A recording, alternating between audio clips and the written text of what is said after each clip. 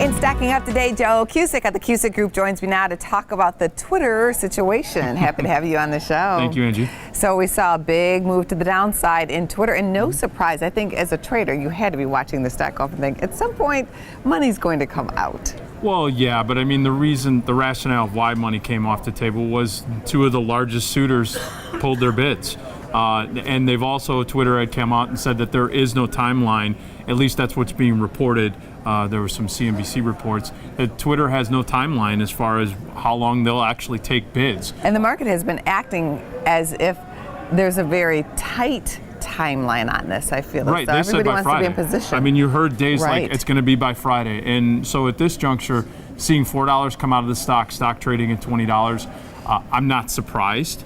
But nothing surprises me these days. What are you seeing as far as the smart money doing right now with Twitter? I think with Twitter, what you have to do is you have to look at it logically. Where does the company fit in as far as any of the other potential suitors? And right now, Salesforce is it. That's all that's anyone's being talked about. Does it mean that other players can't come back in? Of course, it does not mean that. But at this point in time, when you look at it from a business perspective, Salesforce is really a strong suitor from the perspective that they need that kind of entity, or in other words, entity that has names, has people's they have all their information. They plug it into Salesforce. That's a very powerful engine. Absolutely. So you're seeing the arguments start to build up, but this benefits Salesforce not having these bigger pocketed suitors out on the periphery. I think you're seeing that the $20 level, somewhere in this range, is maybe more of an attractive level. You know, $20 billion for Twitter, that was tough to swallow. You, as a trader, that was a big number for Twitter.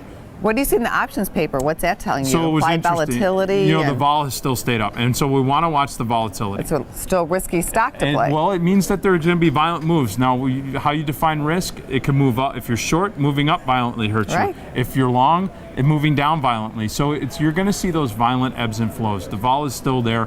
Watch that number. In the paper, I saw yesterday about 3,000 of the November $23 puts trade. It looks like there was a speculator in there, maybe looking to liquidate after this $4 move to the downside. Obviously, if they put those on short term, that's prudent capital management. But this type of activity, while I don't think it gives you a ton of insight of where the stock's going to go, it does give you a ton of insight on how people are managing their risk. Also, we had some insights about Salesforce yesterday. People were coming into the market and buying calls. They were buying the stock. So are people positioning for an upside move on Salesforce that could continue from here?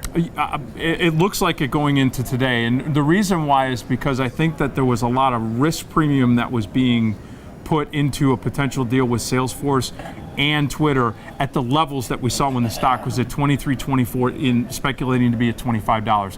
Now it's back into $20 and maybe even going a little bit lower. That lessens maybe that deal premium that if Salesforce, and again, the CEO came out yesterday or 2 days ago and said, we'd love to have Twitter. We'll see what happens We'll there. see what's going to happen there. But the point being is that this gets into a range where Salesforce going out and spending that kind of money with a partnership like that won't hurt their bottom line as much. So we'll see if those synergies actually line up. If the street actually sees it, then we'll see some triggers potentially pulled. Joe, let's take a look at Bristol Myers. Yeah. What do you see with this drug stock? You know what? Drug stocks have been in acquisition mode. They're looking to acquire things that will add to their portfolio as far as giving them nimbleness. Bristol Myers in the biologics has been looking at companies, and then that's a real volatile segment of the drug area. They're looking for potential acquisitions since some of their peers, Novartis, made up an acquisition a few weeks ago. They need to stay on top of their game. They need to make sure that their pipeline is fresh and that they are able to get some sales out there, especially with the scrutiny that we're seeing after the Mylan incidents. Right. So they need to keep those fresh pipelines going, and they need distribution outside of the United States. So watch Bristol Myers. I actually saw that around 3,000 of the October 55 calls traded. Very interesting, right before expiration. Looks like someone's taking advantage of the pop that the stock has had recently. Might be liquidating a long position, but I want to keep an eye on that activity. Thank you, Joe.